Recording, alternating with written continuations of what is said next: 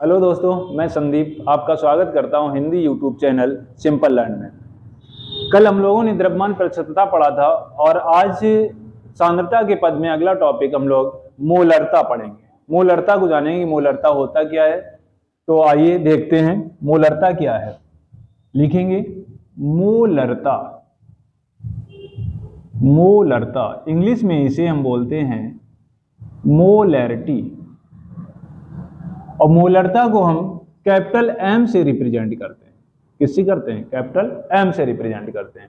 अगर इसकी डेफिनेशन की बात की जाए या एक बार हम लोग समझने की कोशिश करें, मान लो हमारे पास 1 लीटर विलयन है, कोई सा भी 1 लीटर विलयन है, उसमें जो विलेय पदार्थ घुला हुआ होता है, हमें पता है कि विलयन का फॉर्मेशन या निर्माण जो होता है विलेय और विलायक से होता है।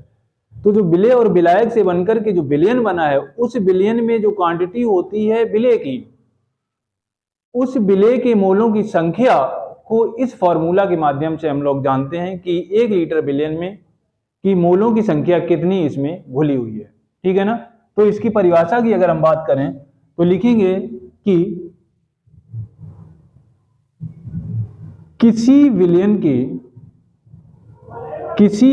के 1 लीटर या एकक आयतन, सबसे पहले उसे ही लिख लो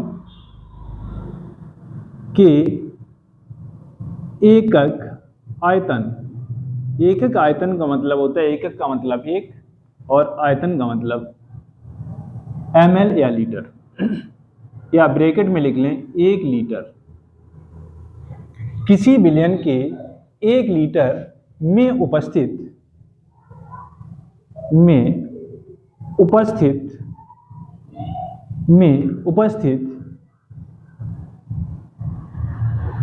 विलेय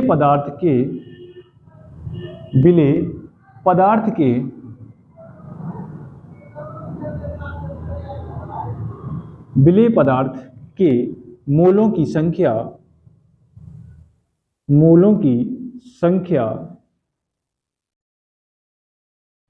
उस विलयन की मोलरता कहते हैं। मोलरता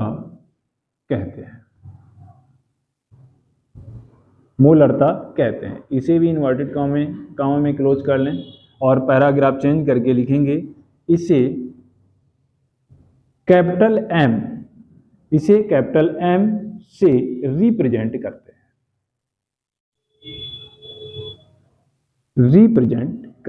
ठीक है ना। अगर इसके फॉर्मूला की बात करें तो हमारा बनकर तैयार होगा कि मोलरता इक्वल टू विलेय के मोलों की संख्या डिवाइड बाई विलयन का आयतन किसमें? ml में, और मल्टीप्लाई हो जाएगा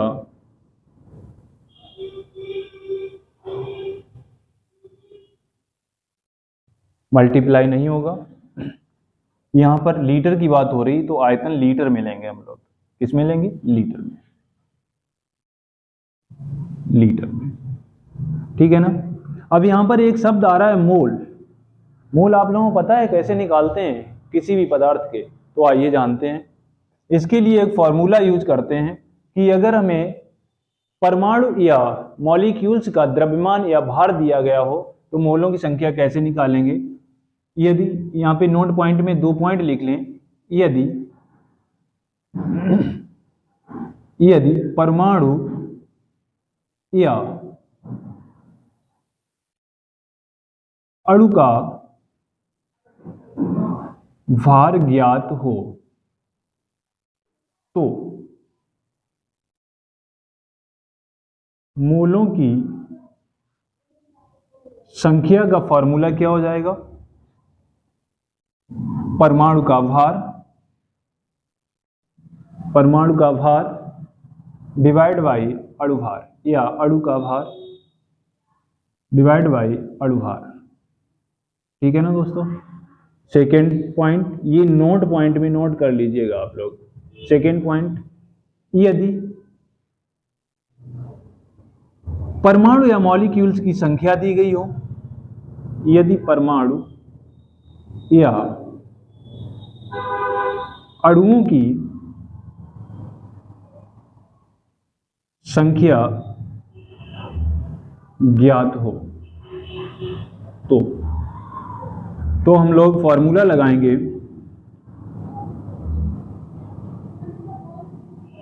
मोलों की संख्या इक्वल टू परमाणुओं की संख्या या अणुओं की संख्या n डिवाइड बाई Na, जहां Na आपका क्या होगा, आवोगाद्रो संख्या। आवोगाद्रो संख्या, और आवोगाद्रो संख्या की जो वैल्यू होती है पता है कितनी होती है? आइए, आवोगाद्रो की जो संख्या की वैल्यू होती है वो 6.02 इंटू 10⁻23 कितनी होती है? 23 ये होती है जाके, ठीक है ना। तो आइए देखते हैं, इसे थोड़ा मॉडिफाई करके देखें। विलेय के मोलों की संख्या का फॉर्मूला लगा दें तो बनेगा जाकर के मोलरता इक्वल टू, विलेय के मोलों की संख्या इक्वल टू होता है विलेय का भार। अगर विलेय की बात हो रही है तो यहाँ पर विलेय का भार कर देंगे, और विलेय का अणुभार। अगर यहाँ पर विलायक की बात हो रही है, अगर मोलों की संख्या निकालनी है तो यहाँ पर हम क्या कर देंगे, विलायक का भार डिवाइड बाई विलायक का अणुभार, ठीक है ना। तो यहाँ पर विलेय की बात हो रही है तो हम लोग लिखेंगे विलेय का भार, विलेय का भार अपॉन विलेय का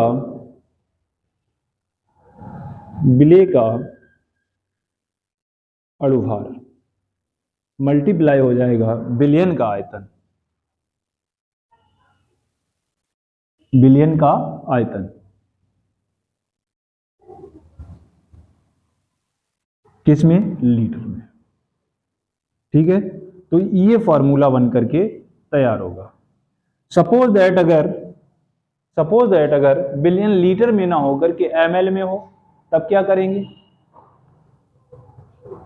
तो हमें ये बिलियन का जो आयतन है लीटर में, इसे ml में कन्वर्ट करके कर देंगे। कैसे, आइए देखते हैं।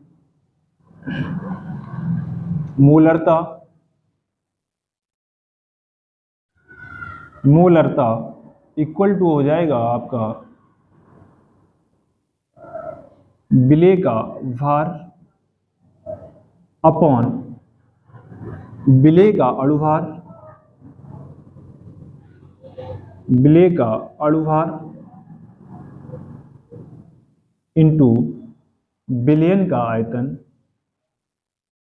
विलयन का आयतन इसमें ml में अगर हो तो हम क्या करते हैं, जब किसी लीटर को, 1 लीटर को अगर ml में कन्वर्ट करना है तो 1/1000 कर देते हैं, यानी कि 1000 का भाग लगा देते हैं, ठीक है ना। जब 1000 का यहाँ पर भाग लगाएंगे तो ये 1000 जो है कहाँ पहुँचेगा, ऊपर पहुँचेगा जाकर के। तो ये आपका ml के लिए फॉर्मूला हो जाएगा कि मोलरता बराबर विलेय का भार इंटू 1000 अपॉन विलेय का अणुभार गुणे विलयन का आयतन किसमें, ml में। यहाँ पर थोड़ा नोट करके लिख देना, यदि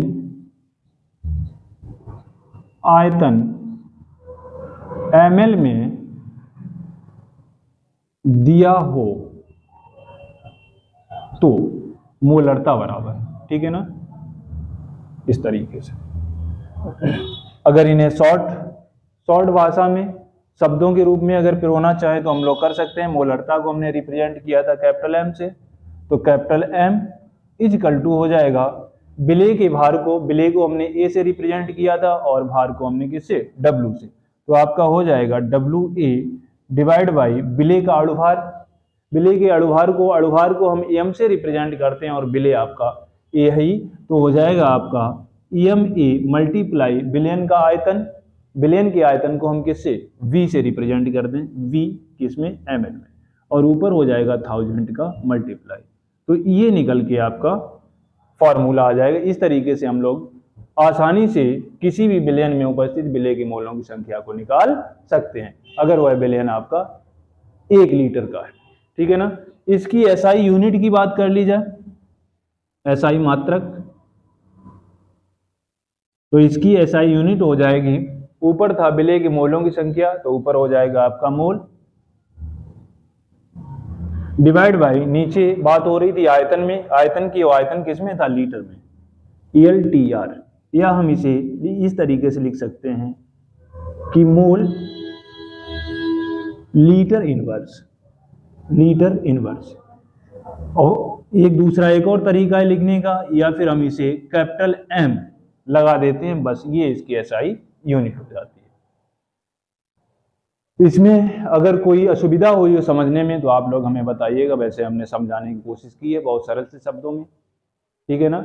अगर कोई फिर भी समस्या उत्पन्न हो रही तो आप लोग कमेंट करके हमें बताइएगा, मैं उसे दोबारा से सॉल्व करके अच्छे से समझाने की और कोशिश करूंगा दोस्तों।